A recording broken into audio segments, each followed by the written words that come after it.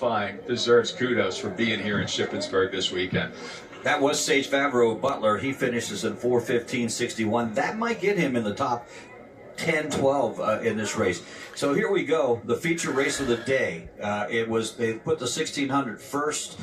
Pretty neat thing to do. As we mentioned, it gives the distance runners a chance. And you see in the second seed, again, because he didn't have to run that hard at districts, he run hard enough to get into the top seed or top section. And that's what Gary Martin did. You talked about that record, Rick. It's a possibility today. Absolutely, Greg. And Rick, there's the man. He's made national news. He's made Philadelphia news where he's from. Archbishop Woods, Gary Martin, who earlier this spring season, only a couple of weeks ago, became the 14th high schooler to break a 4-minute mile, which is just 9 meters longer than this race today. He is also the 3rd fastest high schooler to break the mile in history. What an athlete. Well, it certainly is. Now he's going out strong, which is, well, no. He looked like he was going out strong, and then all of a sudden, people start coming in from the other lane. It got him boxed in a little bit. You see him now, he's going to the outside and has to work hard. I got to say, when you're trying to break a 4-minute mile, that's going to hurt a little bit. He's a marked man out there as well. You know, it's funny because when he won this race last year, he was in the barrel. He was kind of in the pole position in the barrel, and he had clear sailing the whole way. Not so much today, as he chose the pole position right up against the railing and kind of got boxed in early. Well, so an unexpected expenditure of energy. That's C.J. Singleton, who is, you know, he can run. He's had a great career for Butler, and those two going neck to neck. Now, again, as we mentioned, there he is, Wood, just a little bit on the outside. And when you're trying to go, each second counts. That's not the place he really wants to be. He actually had to, in that first lap, Greg, he actually had to put his arm out in front of him because the traffic was so thick there, making sure that there was distance between him and the leader's kick, the one right in front of him. Had to veer out to the right sharply and then motor out of turn 1 and 2 in order to make it into one of the lead positions. And now he has a pace setter of all things. That's unusual. That's different from last year. That's really easy for him to relax and run on the shoulder. So he's using no energy. I say that lightly. He's using a lot of energy, but he doesn't have to think about anything. I'm sure he'll respond to that in this lap.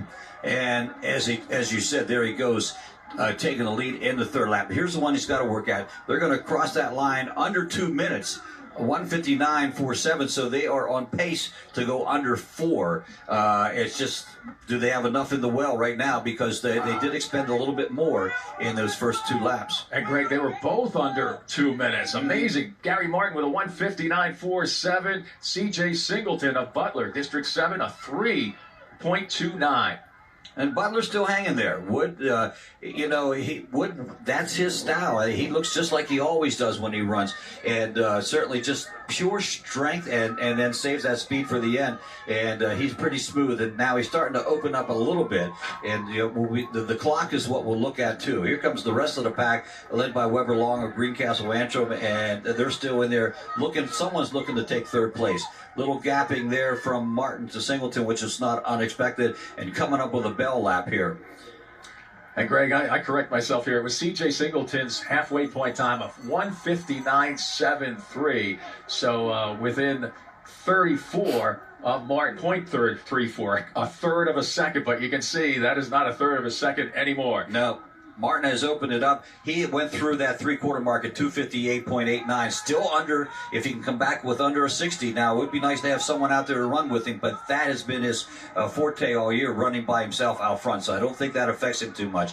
Looking pretty strong, but you just saw him take a look behind him, which is unusual, which means maybe I don't have as, and I can't get in his mind, but maybe I don't have as much strength as I'd like, and I just want to win this race. And it could be the weather. That storm is coming in, and the air is very humid and thick right now. The real race here, we see 1st and 2nd, but who's going to make 3rd, right? The crowd starts to react. They wonder if they're going to be seeing more history. Of course they will. Gary Martin ready to repeat in the 1,600 meter. Big Schools, Pennsylvania's back-to-back champion. No record here today in the thick air, but he'll be happy with a big gold medal to add to his trophy case. Well, he does set the record in the 1600 held by Drew Mahaga from Upper Moreland. That was 407.32. The 401.56 destroys that. Oh, absolutely. I apologize. You're right. But again, little things there during the race, not his fault per se, but getting boxed in and running on the shoulder there a little bit too long might have prevented him from going under 4. But hey, it's a 401. Man, who can complain about that, Rick? And he's got other events to run. This was just one thing that he was doing today. Yeah. This is where he makes his move. He's not running the 3200. He's the defending champion that because he's going to run the 4x8 relay for his team and also the Open 800 as well. Give me the belt. Give me the belt, he's saying. Yeah. Nice job there. He'll be headed to University of Virginia. Gary Martin picking up yet another gold medal at States. What a career. We'll be back with more exciting action from the Track and Field Championships of Pennsylvania right after this, live on PCN.